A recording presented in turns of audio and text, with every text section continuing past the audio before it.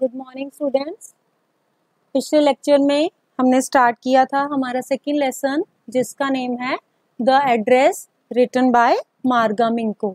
तो ये एक शॉर्ट स्टोरी है एक गर्ल के बारे में जो कि after the war in Holland अपनी मदर की बिलोंगिंग्स को लेने के लिए, उन्हें देखने के लिए, ढूंढने के लिए वापस आती है उस एड्रेस पर जो एड्रेस उसकी मदर ने उसे दिया था। तो जब वो फर्स्ट टाइम आई, हमें स्टार्टिंग में बताया गया मिसेस डॉर्लिंग के घर पर, तो she even refuse to recognise her. उसने रिफ्यूज कर दिया, मना ही कर दिया कि वो उसे जानती नहीं है। लेकिन somehow the girl recognized the things of her mother, the belongings of her mother, and she became sure that she has come to the right address। तो हमने यहाँ तक किया था कि मार्कनी स्ट्रीट हाउस नंबर 46 में वो पहुँच गई है। तो आज हम हमारा अगला पार्ट स्टार्ट करते हैं। In Marconi street said my mother number 46 remember that, कि मेरी मदर ने मुझे कहा था कि मार्कनी स्ट्रीट में हाउस नंबर 46 में वो रहती है। और तो ऑथर क्या कह रही है वो कि मार्कनी स्ट्रीट हाउस नंबर 46 मैंने याद रखा। I had remembered it but I had waited a long time to go there. याद तो मैंने रखा लेकिन वहां जाने के लिए मुझे काफी वेट करना पड़ा।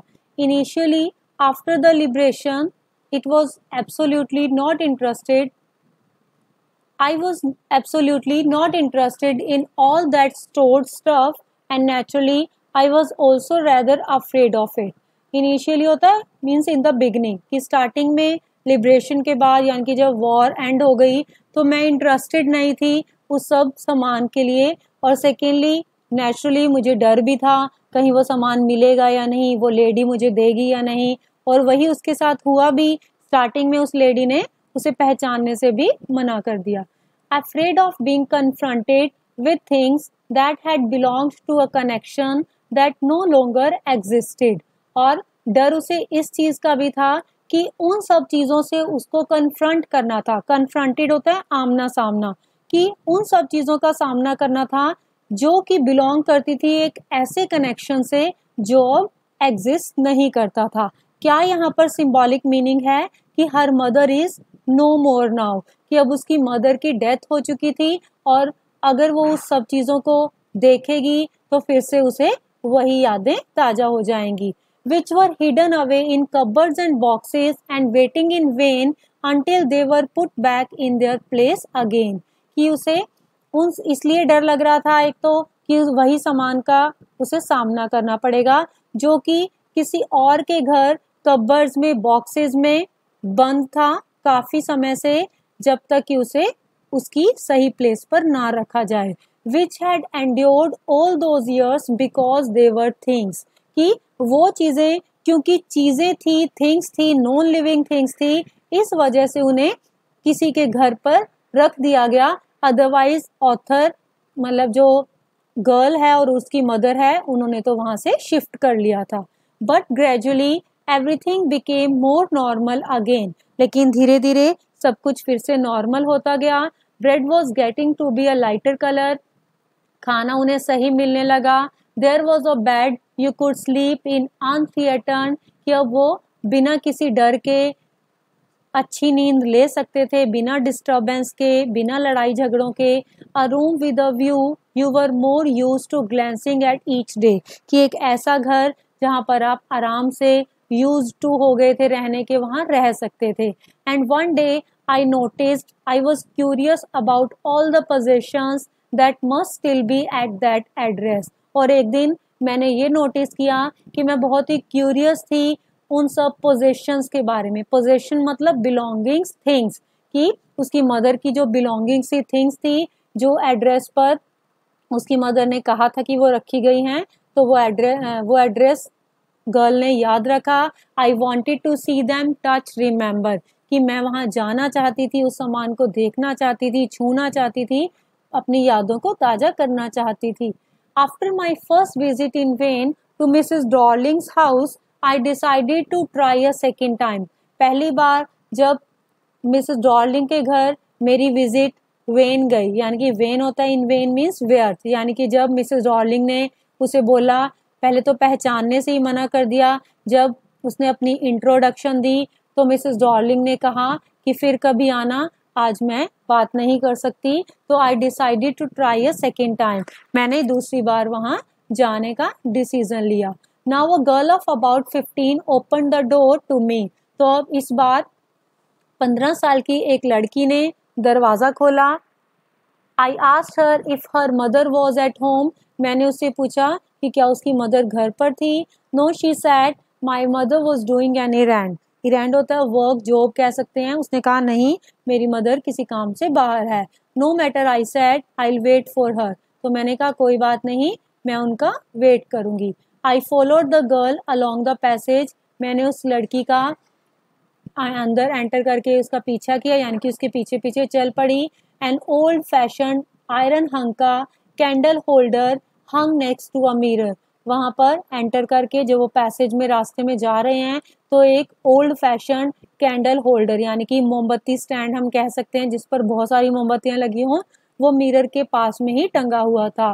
We never used it because it was much more cumbersome than a single candle stick.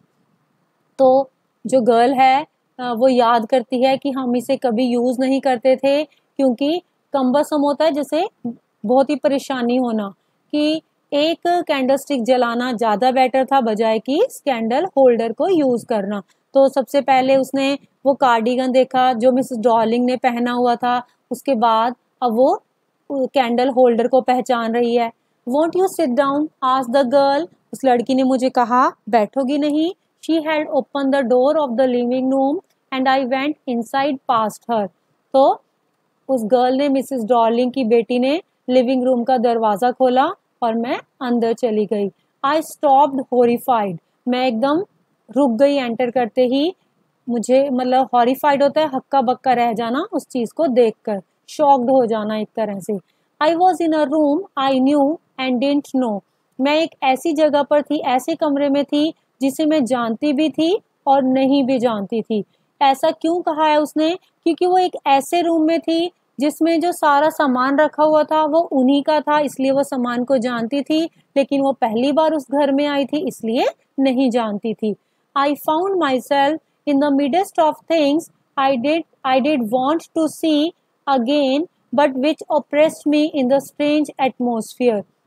मैंने अपने आप को उन सब चीजों के बीच में पाया जिसे मैं फिर से देखना चाहती थी, लेकिन बहुत ही स्ट्रेंज एटमॉस्फेयर में देखकर मुझे दुख हुआ। और because of the tasteless way everything was arranged, because of the ugly furniture और the muggy smell that hung there, I don't know but I scarcely looked dare to look around me.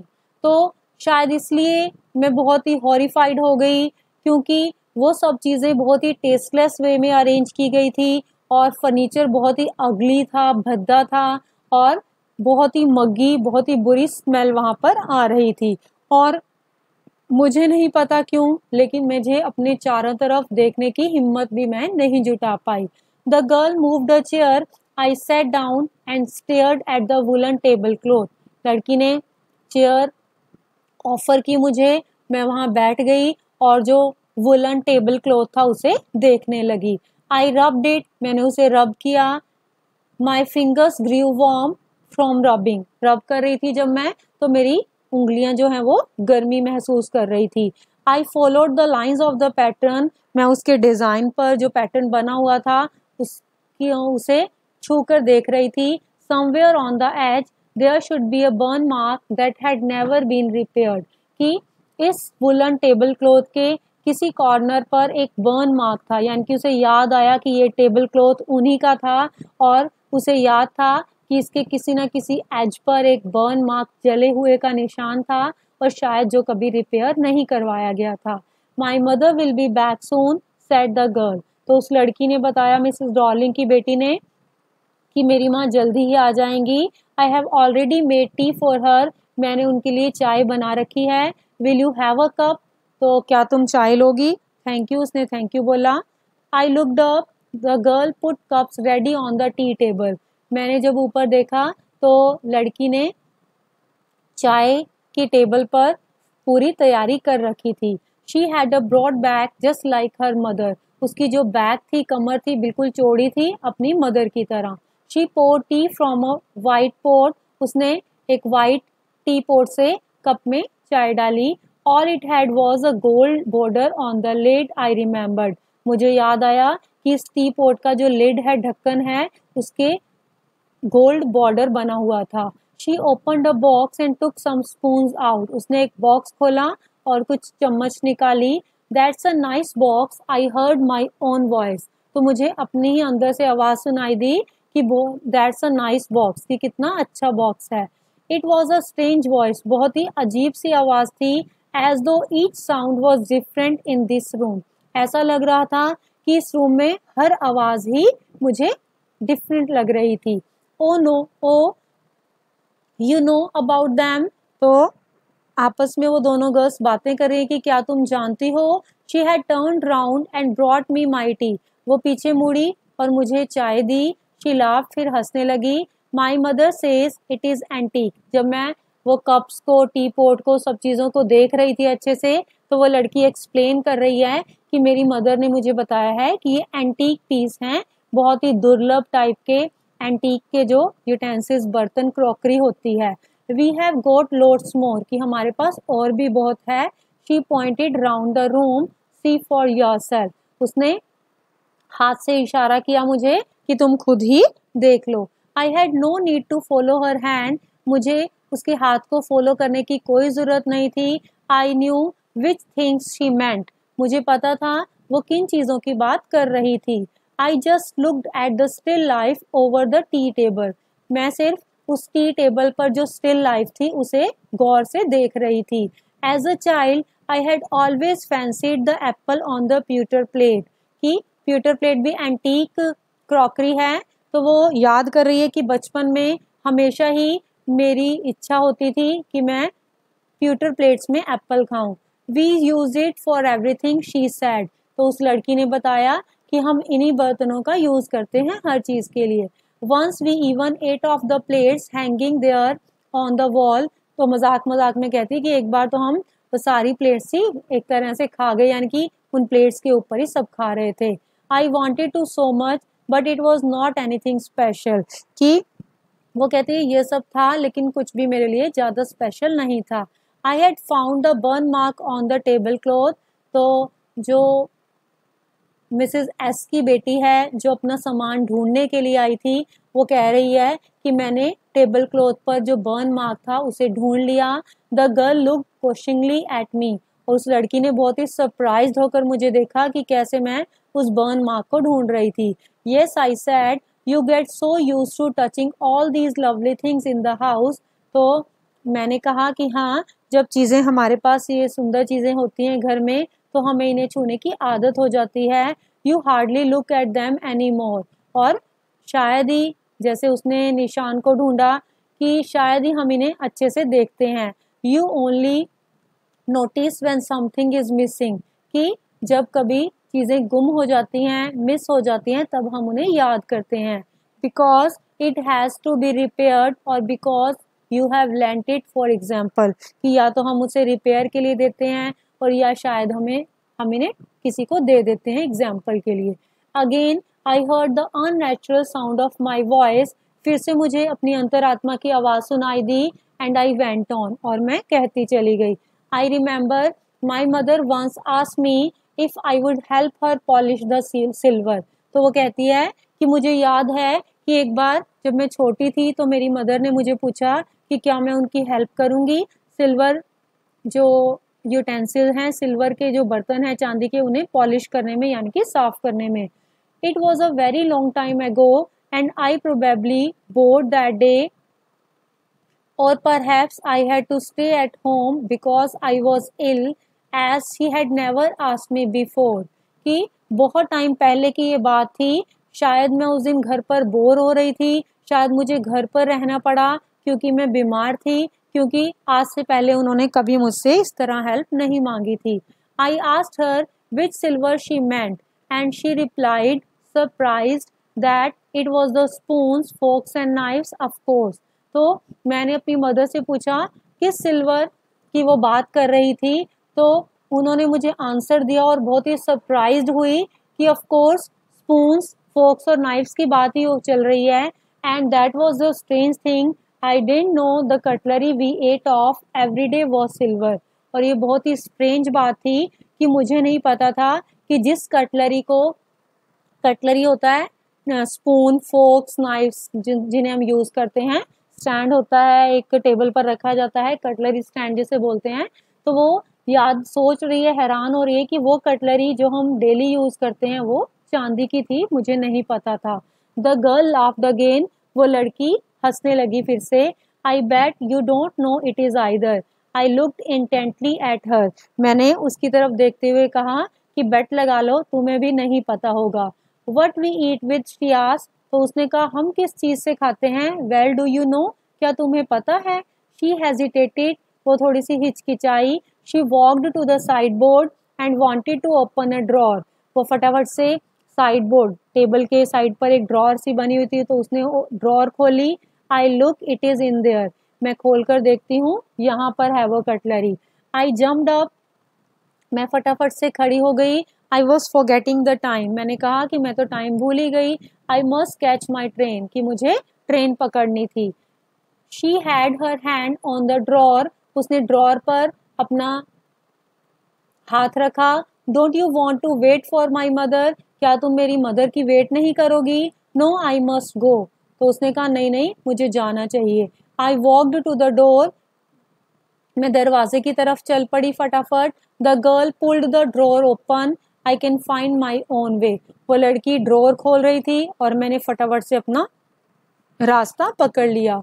As I walked down the passage I heard the jingling of spoons and forks, तो जैसे ही मैं रास्ते में जा रही थी तो मैंने स्पून्स और फोक्स की, मतलब चम्मच छुरियों की जो आवाज होती है उसे jingling of spoons and forks कहा जाता है, तो वो मैंने आवाज सुनी।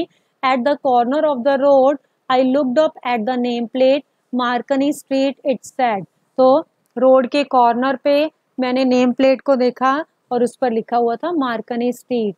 आई हैड बीन एट नंबर 46, मैं हाउस नंबर 46 पर थी। The address was correct, the address was correct, कि जो एड्रेस था, जो हमारे लेसन का देखो नाम भी है द एड्रेस, तो वो यही एड्रेस था कि एड्रेस बिल्कुल सही था। But now I did not want to remember it any more, कि अब मैं उसे ज्यादा याद नहीं रखना चाहती थी। I would not go back there because the objects that are linked in your memory with the familiar life of former times instantly lose their value when served from them you see them again in strange surroundings। तो यहाँ पर author ने क्या बताया है उसके through कि I won't go back there, कि मैं वहाँ जाना नहीं चाहती थी, मैं उस एड्रेस को याद नहीं रखना चाहती थी। क्यों? Because the object, की चीजें that are linked in your memory with the familiar life of former time, कि आपके पुराने समय, बचपन की यादें कह सकते हैं, पुराने समय की जो यादें हैं उनके साथ जब कोई मेमोरी लिंक्ड होती है इंस्टेंटली उसी समय लॉस देयर वैल्यू, अपनी वैल्यू खो देती है। When served from them you see them again in strange surrounding, कि जिसे आप किसी स्ट्रेंज सराउंडिंग में, अजीब एटमॉस्फेयर में, बहुत ही भद्दे तरीके से अरेंज किया हुआ, टेस्टलेस वे में अरेंज किया हुआ देखते हो। And what should I have done with them in a small rented room where the shreds of blackout paper still hung along the windows and no more than a handful of cutlery fitted in the narrow table drawer। तो अब वो अपने आप को ये कहकर भी console कर रही है, सांत्वना दे रही है कि मैं अब उस सामान का क्या करूंगी, क्योंकि मेरी मदर तो रही नहीं और मैं एक किराए के छोटे से रूम में रहती हूँ जहाँ पर दीवार पर जो पेपर लगे हुए हैं वो फट चुके हैं, टांगने की कोई जगह नहीं है, और मेरे जो टेबल की ड्रॉर है उसमें हैंडफुल ऑफ कटलरी, यानी कि मुट्ठी भरी कटलरी ही फिट होती है, मेरे पास कोई बड़ा घर नहीं है। I resolve to forget the address, resolve होता है डिटर्मिन, मतलब दृढ़ निश्चय कर लिया कि मैं इस एड्रेस को भूल जाऊंगी। Of all the things I had to forget, कि सब चीज़ों को मुझे भूलना पड़ेगा। That would be the easiest, कि जितना जल्दी भूल जाऊंगी उतना ही बेटर होगा।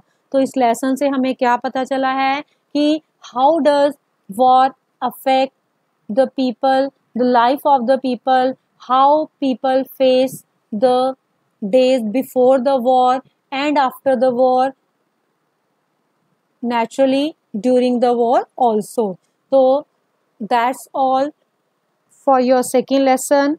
We'll meet with our next lecture in the third lesson.